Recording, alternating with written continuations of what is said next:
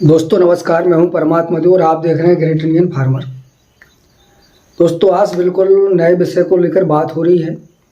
किसी मित्र का बार बार कमेंट आ रहा है, काफ़ी दिनों से कमेंट कर रहे हैं वो, धनिया और पालक के बारे में कुछ जानकारी, कुछ चर्चा की जाए। तो आज का वीडियो आप पूरा देखिएगा और ये धनिया और पालक के संबंध में है। और ये वीडियो उन किसानों के लिए भी महत्वपूर्ण है जिनके पास कम एरिया है, पानी का साधन है और जिनका मार्केट नज़दीक है। मतलब जैसे आपकी मंडी ज़्यादा दूर नहीं है, 10-12 किलोमीटर पे है, आप साइकिल से, बाइक से, मोटरसाइकिल से ये लेके जा पा रहे हैं। क्या होता है कि धनिया और पालक की जो मार्केट होती है बहुत बड़ी नहीं होती है। बड़ी मंडियों में बड़ी मार्केट होती है, पर वो ये कोई चीज़ एक्सपोर्ट लायक नहीं होती है कि जैसे एक मार्केट से दूसरे मार्केट या तीसरे मार्केट में जाए।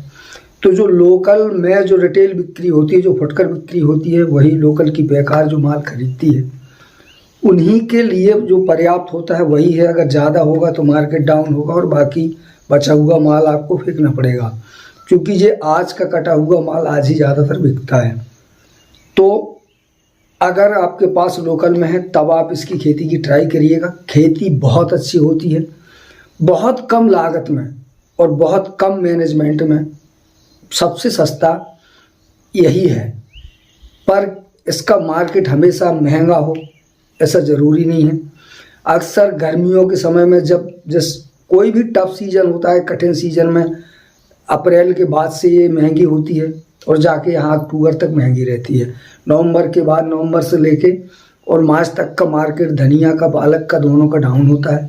और अप्रैल से लेके सितंबर तक का, अक्टूबर तक का मार्केट इसका गर्म होता है, महंगा होता है। तो ये एक काम की बात है, जो भी करिएगा सोच समझ के करिएगा। बहुत बड़ी एरिया में करना और उसको बेचना थोड़ा जोखिम भरा होता है।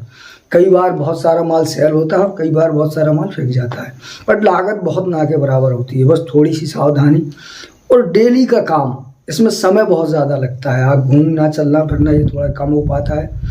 डेली कंटिन्यू काम करना होता है। आप रोज़ कटाई करेंगे, रोज़ मार्केट करेंगे। तो ये तो हो गई एक बात।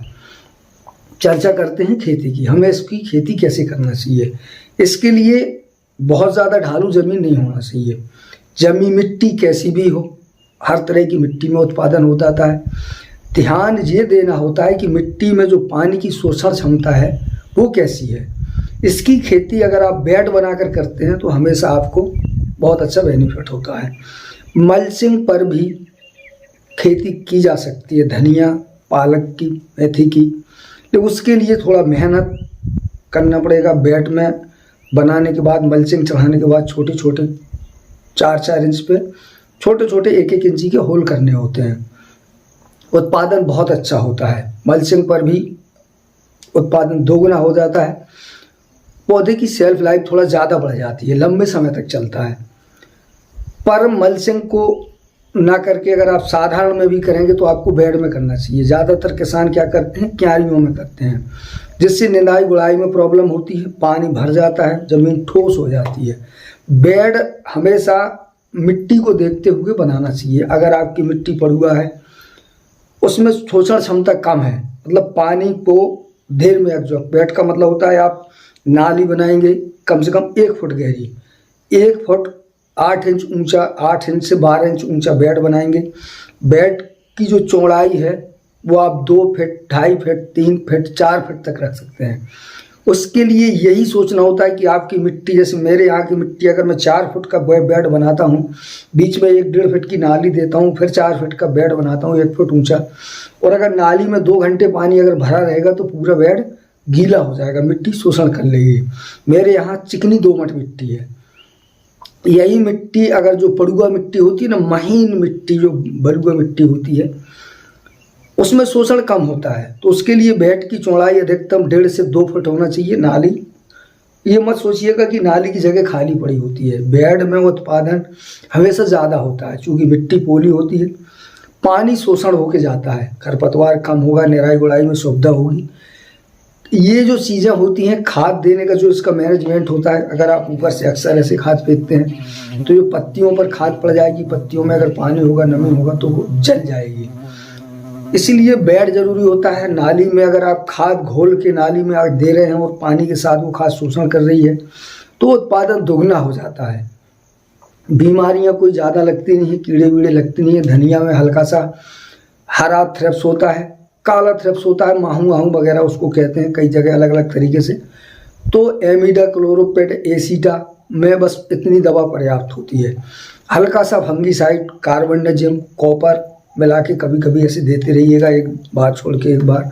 8 से 10 दिन में थोड़ा सा हल्का सा स्प्रे मारें, ज़्यादा बिल्कुल मत मारें। दवा की मात्रा पानी में कम से कम रखें।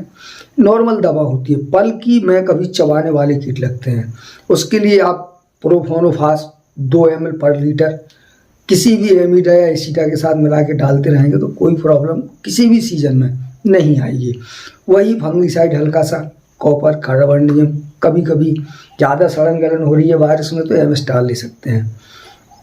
धनिया पालक की खेती पूरी साल की जा सकती है। बात जब खाद की आती है तो ज़्यादातर इसमें एक थोड़ा सा किसानों को जो चीज़ें उपलब्ध नहीं हो पाती या ना जानकारी की वजह से अक्सर इसका मैनेजमेंट होता है। देखिए, पालक जो होता है वो आयरन का खजाना होता है। इसमें जो इसका मेन न्यूट्रिशन होता है वो होता है आयरन। तो इसको जब भी कोई खाद दीजिएगा, बहुत ज़्यादा खाद की ज़रूरत नहीं होती है। यूरिया कम से कम नाइट्रोजन की मात्रा दीजिएगा। हो सके तो ज़्यादातर डीएपी, ह्यूमिक एसिड। जैसे मान लीजिए अब ये 1 एकड़ का एरिया बहुत बड़ा एरिया है बताऊंगा, तो आप उसको कम करके आकिएगा कि जैसे 1 बिस्वा, तो मैं एकड़ के हिसाब से बताता हूँ, उसी हिसाब से आप टुकड़े करके गैस कर लीजिएगा। क्योंकि बिस्वा ये बीघा वगैरह सब जगह अलग अलग होते हैं। 1 एकड़ में अगर मान लीजिए पूरे एकड़ में आपने पालक की खेती की है तो देखिए ये 2-3 महीने 2 महीने 3 महीने जौन जैसा सीजन है वैसी कटाई देती है।